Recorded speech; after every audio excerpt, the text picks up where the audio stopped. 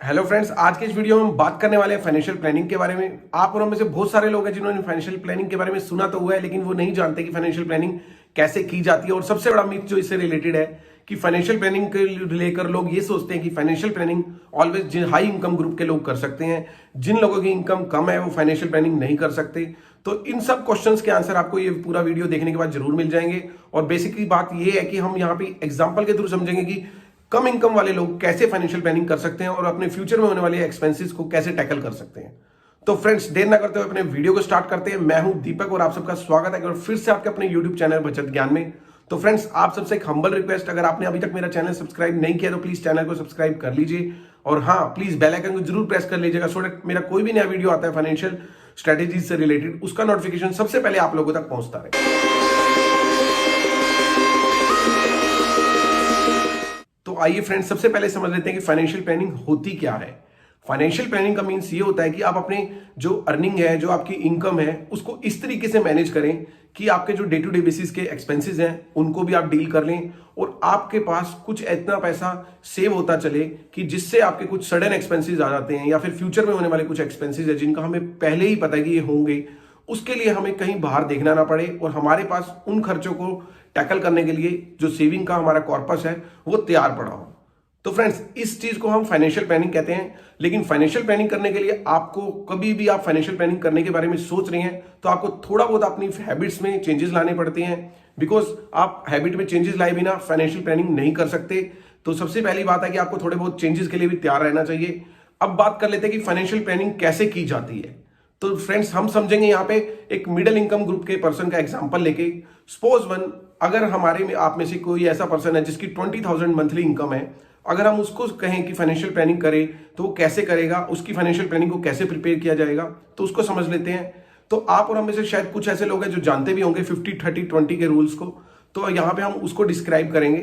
तो यहाँ पे हम सबसे पहले समझ लेते हैं कि 50-30-20 का रूल है क्या एक्चुअल में। सपोज वन, अगर एक पर्सन जिसकी इनकम मंथली 20,000 है, अगर वो 50-30-20 के रूल्स को अपनाएगा तो डेफिनेटली उसकी फाइनेंशियल प्लानिंग हो जाएगी और वो फ्यूचर में होने वाले जो उसके एक्सपेंसेस है जिसका उसे पता है और कुछ सडन एक्सपेंसेस, उसके लिए वो प्रिपेयर रहेगा और उसके पास ऑलवेज कुछ पैसे का कॉर्पस तैयार रहेगा। तो फ्रेंड्स, आइए समझ लेते हैं 50-30-20 के रूल्स क्या है। 50-30-20 का रूल जो है वो ये है कि जो भी हमारी अर्निंग है उसमें 50% जो है हम उसको अपनी नीड्स के ऊपर खर्च करेंगे। नीड्स क्या होती हैं दोस्तों? नीड्स वो होती हैं जो हमें डे टू डे बेसिस के जो एक्सपेंसेस हैं, जो हमारे जरूरी खर्चे हैं, उसको खर्च करने के लिए जो पैसे की रिक्वायरमेंट होती है उसके ऊपर हम अपनी अर्निंग का 50% वहां पे खर्च करेंगे। सपोज वन, हमने जो एग्जांपल लिया 20,000 की इनकम वाले पर्सन का, तो वो 10,000 अपनी अर्निंग का अपनी नीड्स पे खर्च करेगा, मतलब जो उसकी आवश्यकताएं हैं, बेसिक जरूरतें हैं, बच्चों की फीस हो गई, राशन हो गया या EMI हो गई, कुछ अपने होम लोन से रिलेटेड, ये बेसिक नीड्स हैं। इनको पूरा करने के लिए जो पैसा चाहिए होता है उसके ऊपर हम अपनी अर्निंग का 50% खर्च कर देंगे। उसके बाद आता है हमारा 30%। 30% वो हमारा वो आता है जिसमें हमारी वांट्स आती हैं। वांट्स मतलब हमारी इच्छाएं जिसके ऊपर हम खर्च करना चाहें।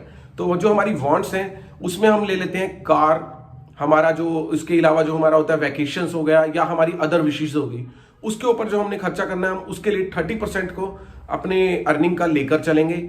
उससे क्या होगा कि हमारा जो 50% है, सपोज वन 20,000 में से 10,000 हम अपनी नीड्स पे खर्च कर रहे हैं, जो हमारा उसके बाद बचा हुआ पैसा है उसमें से 30% हम अपनी वांट्स पे खर्च करेंगे। वांट्स में आपको पता चली गया है कि जैसे कार परचेज करने के जो हमारे शौक होते हैं उसके ऊपर। इसके बाद आ जाता है हमारा रेस्ट, जो हमारा बचा टोटल अर्निंग का 20%, वो पार्ट हमने सेविंग में अपनी इन्वेस्टमेंट के ऊपर वहां पे उसको डिपॉजिट करवाना है। तो ये आप समझ गए होंगे। अगर हम एग्जांपल है 20,000 वाला, तो 20,000 में से हमने 10,000 अपने खर्च करने हैं अपनी नीड्स के ऊपर। उसके बाद जो बचा हुआ रेस्ट पैसा है उसमें से 30% हम अपनी वांट्स के ऊपर खर्च करेंगे और रेस्ट बचा जो 20% पैसा है उसको हम अपनी सेविंग्स या इन्वेस्टमेंट के ऊपर वहां पे उसको इन्वेस्ट करके चलेंगे।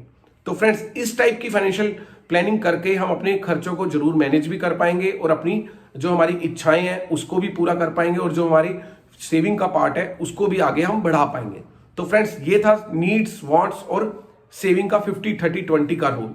तो फ्रेंड्स, इसको हम आगे अगर हम कुछ टाइम तक अगर फॉलो करते हैं तो उसके बाद हमें खुद ही फील होने लगता है कि हम कुछ पैसा हमारे पास तैयार होने लग गया है। तो फ्रेंड्स, कुछ समय बाद इसमें हम कुछ चेंजेस भी कर सकते हैं। सपोज वन, अगर हम इसने कुछ फाइनेंशियल प्लानिंग इस हिसाब से करी 50-30-20 के रूल्स के अकॉर्डिंग, उसके बाद अगर हमें 6 मंथ हो चले हैं तो उसके बाद हमने क्या करना है, इसके अंदर कुछ चेंजेस करने हैं। वो चेंजेस ये होंगे कि अब हमने 40, 20 और 40 का रूल्स को अपनाना है। मतलब कि जो हमारा अपना जो हमारी नीड्स हैं उसके ऊपर हम अपना 40% खर्च करेंगे और उसके बाद जो हमारा 20% है वो हम खर्च करेंगे अपनी वांट्स के ऊपर, और उसके बाद हमारा जो इन्वेस्टमेंट वाला पोर्शन है उसके ऊपर भी हम डिपॉजिट करेंगे अब 40%। मतलब कि अगर हमारी 20,000 इनकम है तो उसमें से हम अपना 8,000 खर्च करेंगे अपनी आवश्यकताओं के ऊपर, और बचा हुआ जो 20% है, मतलब कि जो हमारे 4,000 है वो हम खर्च करेंगे अपनी वांट्स के ऊपर, और उसके बाद जो बचा हुआ अपना हमारा 8,000 रुपए है उसके ऊपर उसको हम खर्च करेंगे अपनी इन्वेस्टमेंट वाले पोर्शन पे।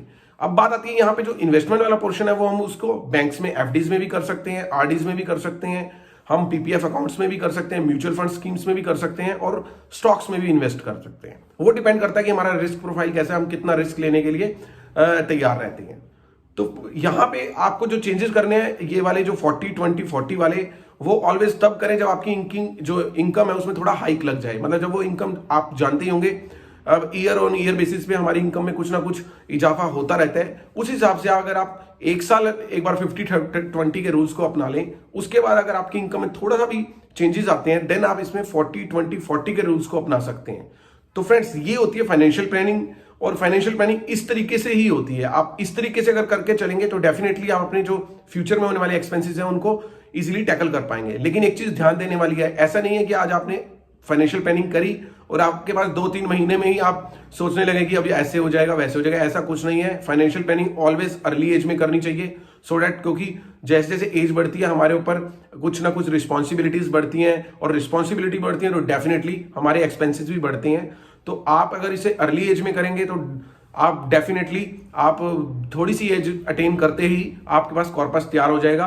और लेकिन ऐसा नहीं है, कुछ लोग जो सोच रहे हो, जो वीडियो देख रहे होंगे वो सोच रहे होंगे कि हमारी एज मिडिल एज में आ गए हैं, हम नहीं कर सकते। आप अब भी कर सकते हो, लेकिन हाँ आपको थोड़ा वेट करना पड़ेगा, बिकॉज इसका जो इम्पैक्ट है आपको 2 से 4-6 साल बाद आपको देखने को मिलता है, और तब आपको लगता है कि हाँ हमने राइट डिसीजन लिया और इसका जरूर आपको बेनिफिट भी होगा।